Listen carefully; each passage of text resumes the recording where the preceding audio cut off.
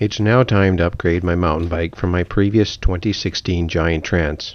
I found that my riding has improved over the past 4 years, creating limitations with this bike. I realized that I needed a bike with more downhill-worthy geometry, such as provided by Enduro caliber bikes. Starting with my 2016 Giant Trance, I knew it was a great all-mountain bike, suitable for most climbing and descending, but that its suspension travel and frame geometry was no longer sufficient for the more gnarly and challenging terrain I'm now able to ride.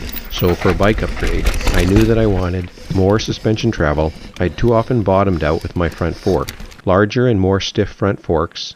My current frame seems too flexible when ripping down gnarly descents, and a slacker head tube angle for handling steeper descents.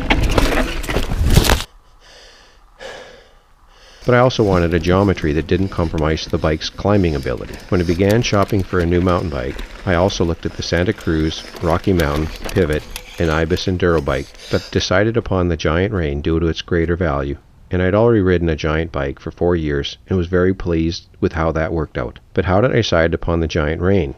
So let's talk a little bit about the bike's specifications. The 2021 Giant Rain Advanced Pro 29 model configuration comes with a Fox 38 performance fork, providing 170 mm of front travel. It also comes with a Fox Float X2 performance rear shock and a composite rear triangle providing 146 mm of rear travel. The drivetrain is the SRAM GX Eagle group set with a 12-speed cassette and a 32-tooth Truvativ crankset. The rims, hubs, and spokes are from the Giant TR1 29-inch system. The key differences between my 2016 Giant Trance and the new 2021 Giant Rain are that the Rain has a longer frame, a slacker head tube angle, greater fork travel, steeper seat tube angle, larger wheels, lower bottom bracket, and longer drop post travel. So let's talk a little bit about the bike's specifications. The longer frame provides a greater wheelbase at about 4 inches longer. It's more stable during long descents and over gnarly technical terrain.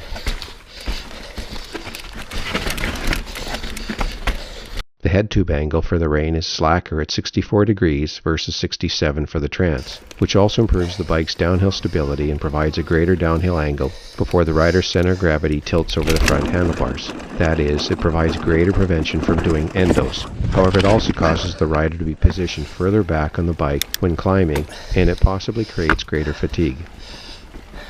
The greater fork travel at 170 mm versus 140 for the Trance will reduce the number of times my front forks bottom out when doing large drops and jumps. With my Trance, I'd usually bottom out when I did jumps of over 4 feet. The steeper seat tube angle at 76.4 degrees versus 73.5 improves its forward tilt towards the center of the bike and improves its uphill climbing ability. The larger wheels at 29 inches versus 27.5 improves its rolling ability over rooty, rocky terrain and during ripping, bumpy descents, but they also increase the turning radius and slow down its turning ability in sharp switchback trails. Did it. Tight corners here. The lower bottom bracket provides a lower platform for steep descents, but doesn't clear roots and rocks as well during flat and climbing terrain. I sometimes hit the bottom bracket when trying to clear logs and larger rocks. The longer drop post travel helps me to drop the post further towards the frame and provides a lower rider position for very steep descents. So let's take the new bike out for a spin and see how it goes.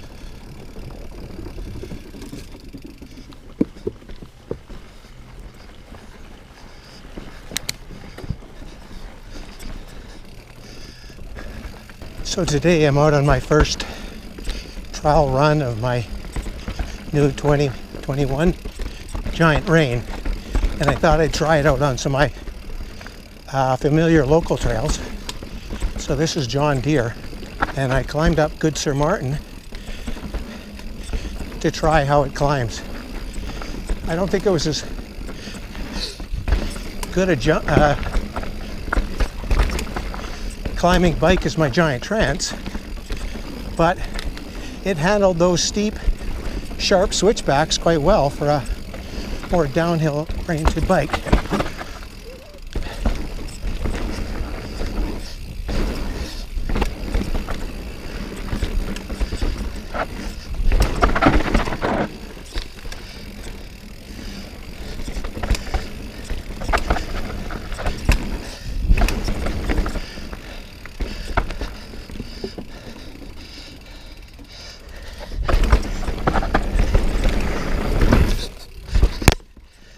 There.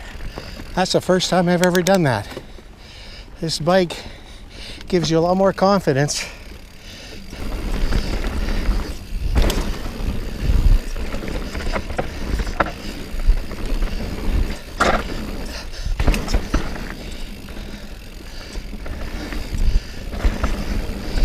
I think the bike handled the test really well today. So the Rain is real stable in these ripping descents and just bites right through this rocky, rooty gnar.